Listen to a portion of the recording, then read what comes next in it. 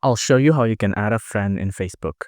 On Facebook, for example, if I want to search up a friend, for example, my name is, for example, John Doe. My friend's name is John Doe. I'm going to search him up. On John Doe, I'm going to go to people. On people, you can see I'm going to find my friend's profile, for example. For example, this guy, John Doe, right here. If I want to add a friend, just tap on add friend like this. And then you can see your friend request is on the way. And then we will be added when he, for example, he accepts, right? You can also add friends by going to the one here. So you can just add a friend quickly from here, add friend, and then for example, add friend, and things like that. You can see add friend like this. If you want to cancel the request, you can tap on cancel request, and things like that. You can cancel the request like this, and then tap on cancel request.